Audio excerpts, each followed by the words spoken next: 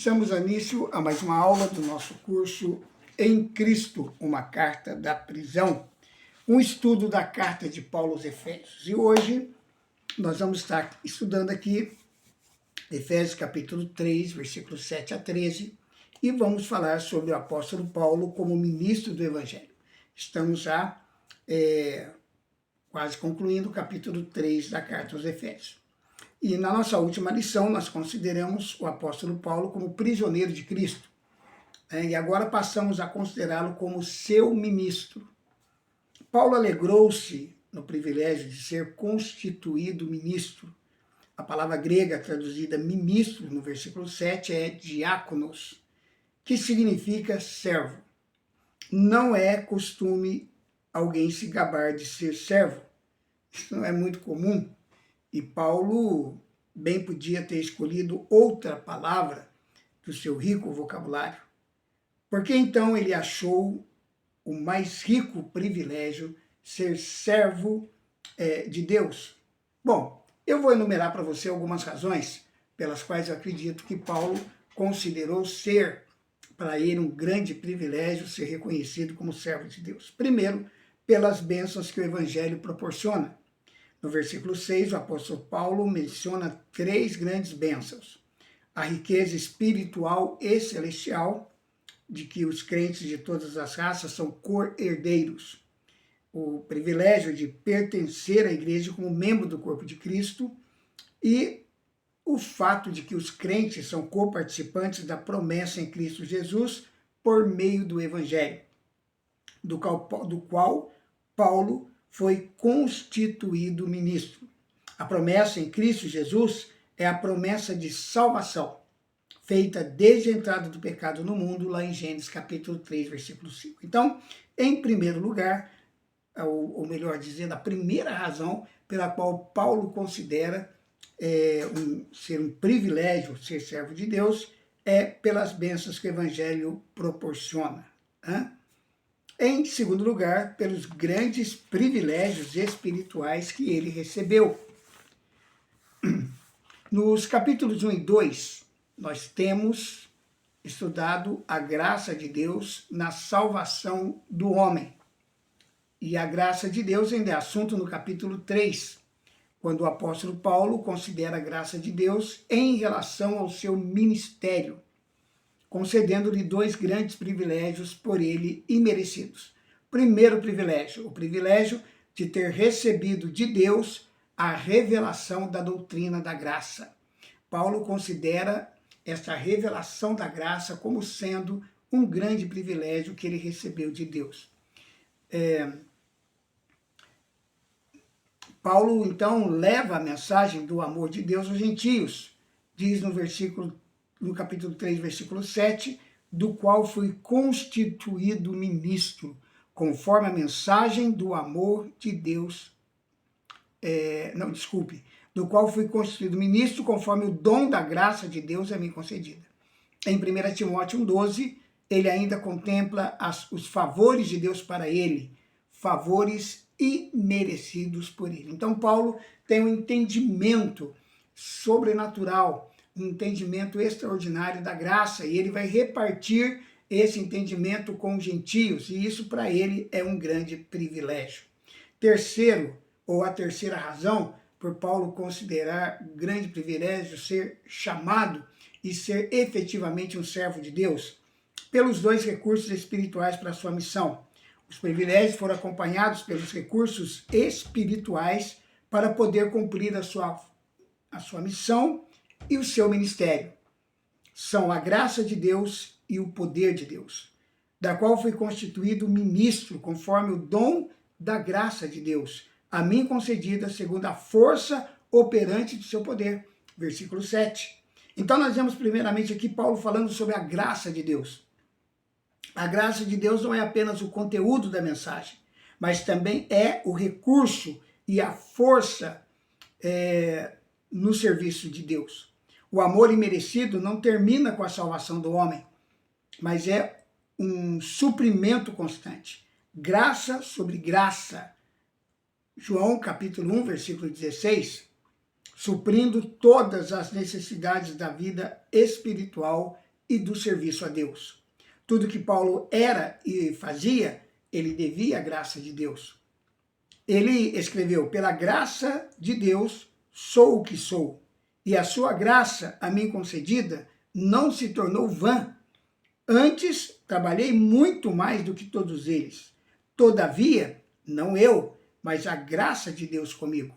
1 Coríntios 15, 10. A graça de Deus é uma frase que ocorre várias vezes, em diversos sentidos, no livro missionário de Atos dos Apóstolos. Nós poderíamos dizer que Atos é um livro que nos revela de uma forma muito prática, histórica, a doutrina da graça. A graça de Deus transforma vidas. O evangelho aceito pelos judeus transformou as suas vidas. Mas será que podia produzir o mesmo resultado nos pagãos? Em Antioquia, muitos gentios foram convertidos a Deus, e a igreja em Jerusalém enviou Barnabé para ver o resultado. Quando Barnabé viu a grande transformação na vida dos pagãos, vendo a graça de Deus, alegrou-se. Atos 11, 23. Pela graça de Deus, a obra missionária foi levada a efeito. Paulo e Barnabé, ao voltarem da viagem missionária, navegaram para Antioquia, onde tinham sido recomendados à graça de Deus para a obra que haviam já cumprido. Atos 14, 26. Em toda a vida missionária do apóstolo Paulo, em toda emergência, ele foi sustentado pela graça de Deus. Paulo fez a obra missionária pelo poder de Deus. Então nós temos, por um lado, a operação da graça, por outro lado, a manifestação do poder de Deus. Paulo diz no verso 7, segundo a força operante do seu poder. O nosso mestre é todo-poderoso. Ao entregar a comissão aos seus discípulos, o Senhor Jesus lhes disse: toda autoridade, ou seja, todo poder, me foi dado no céu e na terra. Mateus 28, 18. O evangelho é poderoso. O apóstolo escreveu: não me envergonho do evangelho, porque é o poder de Deus para a salvação de todo aquele que crê. Romanos capítulo 1, versículo 16. O Espírito Santo é o poder de Deus no crente. Antes de subir ao céu, o Senhor Jesus disse aos seus discípulos: recebereis poder ao descer sobre vós o Espírito Santo e sereis minhas testemunhas. Atos capítulo 1, versículo 8. Não é poder inoperante, nem poder de longe, mas sim o poder do Espírito Santo no crente, o poder do Espírito Santo que habita em nós. Então, o Espírito Santo é o poder de Deus no crente. E esse poder não é uma energia, é uma pessoa que está se manifestando todas as vezes que o crente se move para prestar serviço a Deus.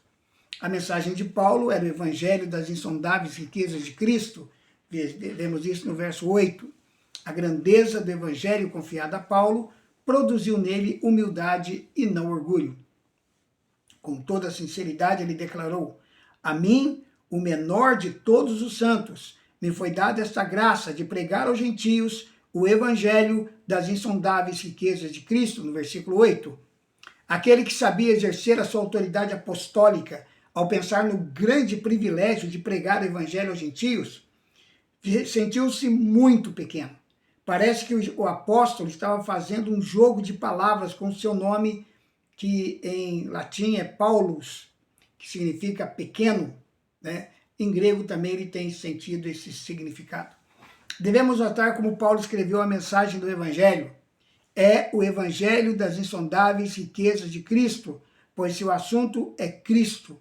Nele há riquezas insondáveis. Paulo escreveu das riquezas da misericórdia, em Efésios 2,4, da riqueza da graça, em Efésios 2,7, da riqueza da glória de Deus, em Efésios 3,16. Pela palavra insondável, não devemos entender que as riquezas de Cristo não possam ser procuradas nem achadas. Ao contrário, nós podemos e devemos buscar, entrar na posse, no gozo dessas riquezas. Estão disponíveis a nós. A grande maravilha do evangelho, irmãos, é que o evangelho, ele nos apresenta e coloca à nossa disposição todas essas riquezas, as riquezas da graça, as riquezas da glória de Deus, as riquezas da misericórdia de Deus, estão todas disponíveis àqueles que são salvos, transformados, regenerados pelo poder do Evangelho. Então, amados, ao contrário, nós devemos entrar na posse, no gozo dessas riquezas. Porém, a palavra quer dizer que são inesgotáveis. É isso que significa insondáveis. Elas são inesgotáveis, não tem fim, e que não podemos calcular nem medir as riquezas insondáveis de Cristo. O dever de Paulo era revelar as verdades da época da graça de Deus. Vemos isso nos versículos 9 a 12. No versículo 9, o apóstolo volta ao assunto do mistério. No versículo anterior, ele expressou a sua apreciação da pessoa de Jesus Cristo e do evangelho que lhe foi confiado. Agora ele volta a considerar as verdades da igreja, o mistério ou segredo desde os séculos oculto em Deus que criou todas as coisas, no versículo 9. Mistério é uma palavra-chave para a compreensão do pensamento de Deus, ou melhor, do pensamento de Paulo. Mistério é uma palavra muito importante na teologia de Paulo, porque a palavra grega mysterion é a tradução em português mistério. Não tem precisamente o mesmo sentido as duas palavras. Quando nós falamos de mistério em português, o sentido é diferente de mysterion em grego. Em português, o mistério é algo oculto, algo secreto, incompreensível e até inexplicável. Quando nós falamos de mistério, é alguma coisa oculta, né? Assim, a palavra mysterion não dá esse sentido. Pelo contrário, é um segredo que, através dos séculos, Deus cuidadosamente guardou, mas agora é revelado. E a nossa missão é compartilhar com outros esta mensagem. Na realidade, a palavra mistério, para você entender melhor o sentido grego da palavra, ela faz menção de uma porta que está fechada e dentro da porta tem muitas coisas que nós não podemos ver, porque nunca entramos naquele lugar, e aquelas coisas se constituem um mysterion. Mas aí alguém traz uma chave, abre a porta e a porta se abre, e o que antes era mysterion agora se tornou revelado. Então, é nesse sentido que Paulo usa a palavra aqui no texto grego. Era uma nova revelação de uma dupla união. Primeiramente, a união de judeus e gentios, crentes com Cristo, e também a união de judeu e gentio em Cristo. Isto é o resultado da pregação do Evangelho, das riquezas insondáveis de Cristo. O segredo não é mais segredo, porque as verdades pertencem à igreja e estão ao dispor de todos. A igreja é a anunciadora dos insondáveis mistérios que estão ocultos em Cristo. Este é o sentido do versículo 9, e manifestar qual seja a dispensação do mistério. No verso 10, descobrimos que o mistério não é somente um segredo revelado aos homens, mas que os seres angélicos, os principados e potestades também tomam conhecimento da grande maravilha da igreja. A igreja é o grande mistério revelado por Deus nesses últimos dias. Portanto, eles contemplam pela igreja a multiforme sabedoria de Deus, que se torna conhecida agora dos principados e potestades nas regiões celestiais. Isso está no versículo 10. Nenhuma comunidade humana se assemelha a ela, porque ela foi segundo o seu eterno propósito, que estabeleceu em Cristo Jesus, nosso Senhor. O apóstolo Paulo vai terminar essa sessão, capítulo 3, do versículo 1 a 13, como a começou, isto é, como a referência às suas tribulações, como ele mesmo disse, pois nisso está a vossa glória. Verso 3. Antes de terminar esse trecho, ele lembra do grande privilégio de todos os membros da Igreja de Cristo de entrarem à presença de Deus por meio da oração, no versículo 12. Amém? Então, terminamos aqui esta parte da carta aos Efésios. Próxima aula, vamos ver os capítulos 14 a 21, onde vamos ver sobre a oração e a adoração do apóstolo Paulo. Que Deus o abençoe, em nome de Jesus. Muito obrigado por participar desta aula. Eu quero abençoar a sua vida, quero abençoar seu ministério, abençoar a sua família. Receba a bênção de Deus sobre a tua vida. Eu declaro pelo poder do nome de Jesus que as multiformes sabedorias de Deus, as revelações da graça, das riquezas da graça, das riquezas da glória, da misericórdia de Deus, irão repousar sobre a tua vida, em nome de Jesus. Um forte abraço, até o nosso próximo encontro, no nosso curso, Uma Carta da Prisão em Cristo. A carta de Paulo aos Efésios, aqui na Escola Bíblica Palavra Viva. Até lá, um forte abraço.